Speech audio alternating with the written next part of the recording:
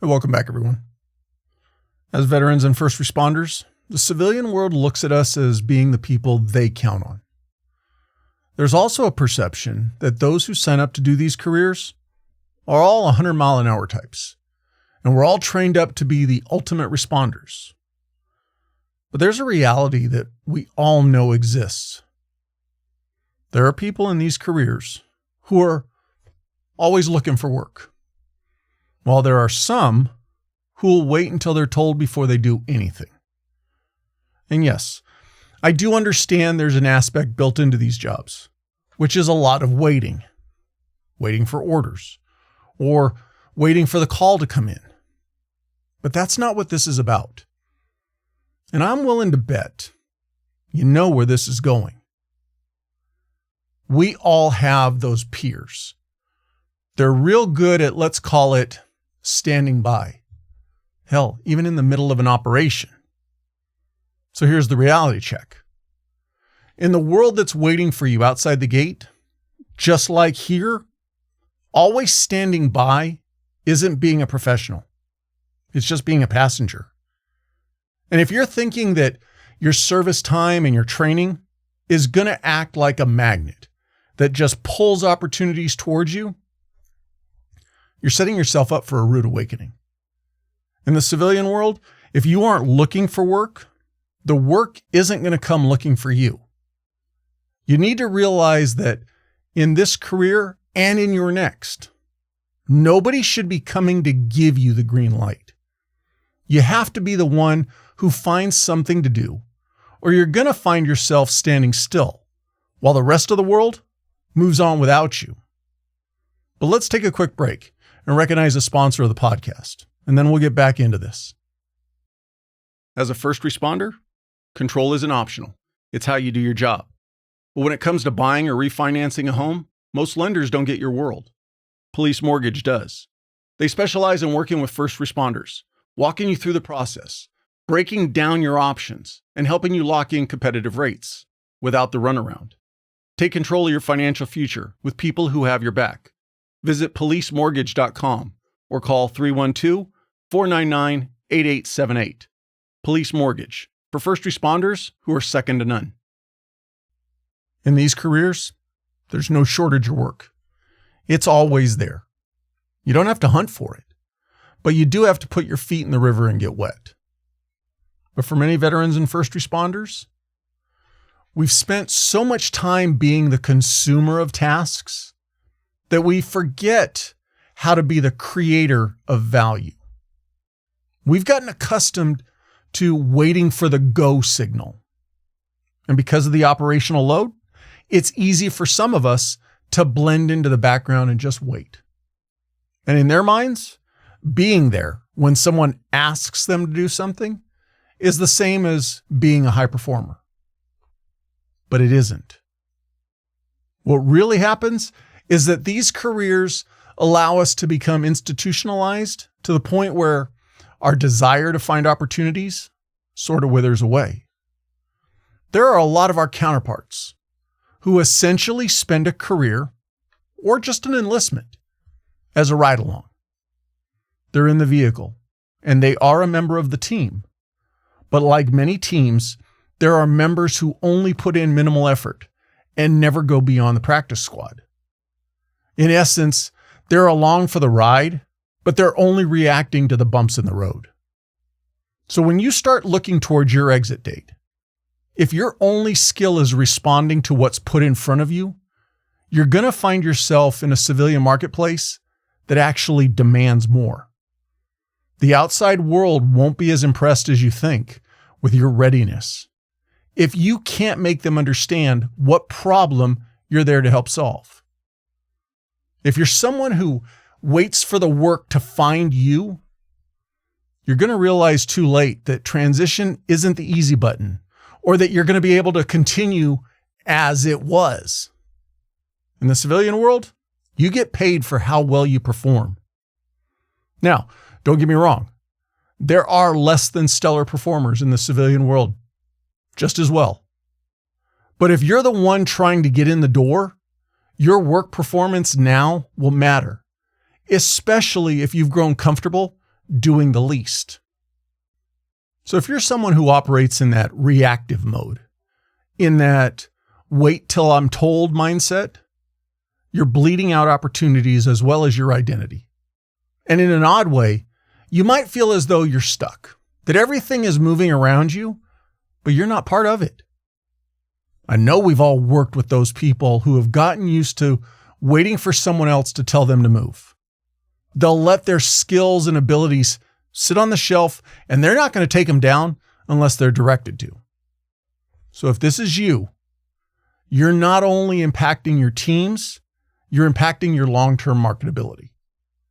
And more than likely, that minimal effort mentality will carry over with you into your next career. But what's more important is that next company won't have any obligation to keep you. And something equally important is the damage to your reputation and your own sense of self. If you aren't looking for the work now, you're branding yourself as someone who basically needs a babysitter. You're signaling to the rest of the world, and to a degree, yourself, that you lack the autonomy to lead. You have to be honest with yourself. Has your identity become nothing more than the job description? And have you given up on how to set a goal that doesn't have an authorization form included with it? Now, on the other hand, the biggest impact is the one that will hit you down the road. And it's the one that can really break most of us. As veterans and first responders, one day that uniform is going to be gone. And if you've spent a career being the one who waits for work to find you, you're going to walk into the civilian world and realize they'll expect a lot more of you. And that's just to be considered for the job. Remember, you'll likely be one of many going for one of only a few jobs.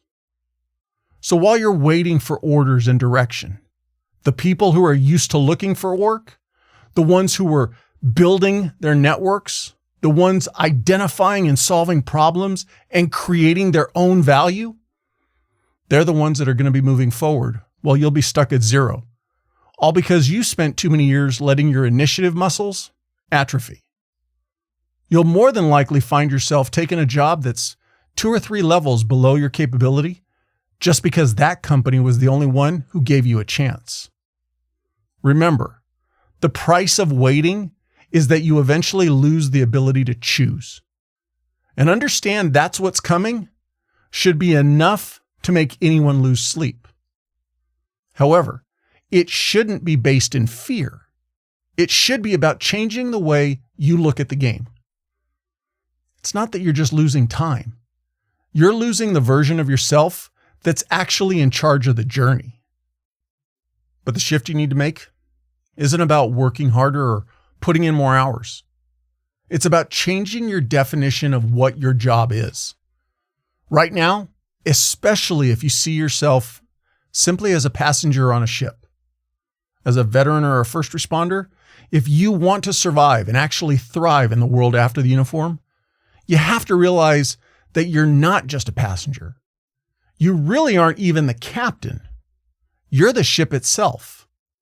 You're the product, the service, and the solution, all wrapped into one. And this requires a fundamental reorientation of your standard. In these careers, the objective is readiness. We spend an incredible amount of time preparing for a call that might never come. That's a reactive mindset. However, the shift for you has to be that you stop focusing on just being ready and start focusing on being useful. Being ready, but in a state of waiting, is passive. Being useful and in a state of doing is active. You need to stop being the job description and start looking for pain points that you can alleviate. Could be as simple as asking a teammate, "What can I help you with?" instead of waiting to be asked. Think about it this way. A job description is nothing more than a company's way of saying, "We have a problem that's costing us money or time, and we need someone to make it go away." But if you're waiting for them to post a list of the invisible requirements, you're waiting for them to define the problem for you, and you're already behind. You shouldn't need somebody in charge to give you a duty or a responsibility. You should be the one who identifies the gap. This is especially true if you've got seniority, because your actions are setting the tone for the junior members of your team. I'm not telling you anything new. You know what needs to be done. You can look at a situation and say, I see where the friction is, but you should also say, I don't have to wait to be told to correct it. You need to move from being a doer of orders to a provider of solutions. Shift your mindset from tell me what to do to I understand what I can do to help. And for some of you, this mindset shift might challenge the core of who you are, because you've been allowed to be the person who just follows orders. Nothing more, nothing less. But the civilian market isn't expecting you to just follow orders. With your experience that you'll bring to the table, they're looking for you to adapt the orders, especially when things are falling apart. It's not that you necessarily need another certification or more bullet points for your resume. What you need is a different standard for how you interact with the environment around you. You have to start seeing every situation as an opportunity to showcase your ability to see the big picture and paint the part no one's painting yet. So instead of hiding in a place that allows you to just belong, you should be looking for what you can fix well before anyone points to you and says, hey, take care of that. And when you stop asking who will hire me and change your perspective to who has a problem I can solve, you're no longer simply looking for a paycheck, but you're now offering a specialized capability. We're going to take another break. And when we come back, we'll get into the specific transition tips for each group. When you look forward to that first cup of coffee, as soon as that morning alarm goes off, then Blue Line Roasting is the choice for you. They're a Tennessee-based law enforcement-owned company. They're roasting small batches of premium coffee, fresh, within 48 hours of your ordering, and shipped fast so it doesn't sit around getting stale. From Patriot, their light roast, to Failure Drill, their dark roast. They've got something that fits whatever you prefer. Whole bean or ground, it's your call. But Blue Line Roasting is more than just good coffee. A portion of every purchase goes to support law enforcement families who are dealing with line of duty injury or loss. So your morning routine becomes something bigger. Great coffee and real impact. Grab a single bag, try a sampler, or set up a subscription so you're never caught without it. Shipping is always free. And for the listeners of this podcast, use the promo code TRANSITION10 to get 10% off your order. Head on over to bluelineroasting.com and make your morning count. Now that you've hopefully pivoted the way you see the objective and your mission, let's address how you actually execute this. It's about the specific moves you can make right now, regardless of how much time you have left in uniform. But the way you look for work, or that you stop waiting for it, is going to look different depending on how close you are to the exit. Close range group. If you've got less than a year before you're going to turn all your stuff in, or maybe it's happening a lot sooner than you'd wanted, you're going to stop necessarily networking and start consulting. Yes, networking is very important. Getting in front of people and letting them get to know who you are and what you can do definitely has its value. However, at this stage, networking, especially if you haven't been hammering it before now, can come across as begging for a job. But yes, you still need to go to coffee with people and explain your experience and explain your skills. However, when you talk with these people, you're going to do something else. You're still going to be pitching yourself. That's still important. But you're also going to start diagnosing them and their companies. You're going to ask questions like, What's the biggest challenge your team or your organization is facing right now? What does your team need from this position that hasn't been done previously? And then you're going to listen. You're going to take in what you hear and think about how your experience can solve their specific problem or issue. Or maybe how your experience brings a different perspective that they've not considered before. Remember, when you're in that networking and hiring process, you aren't a candidate. You're a solution. Show them that you've already started working on their problem before they've even offered you a job. Medium range group. You're in that middle ground. You've got 3 to 5 years left. You need to identify your lazy traits and make them part of your past. Now, we all have them. Don't think that you're anything special. You just need to start mitigating them. And the easy part is that the simplest solution is attitude and mindset.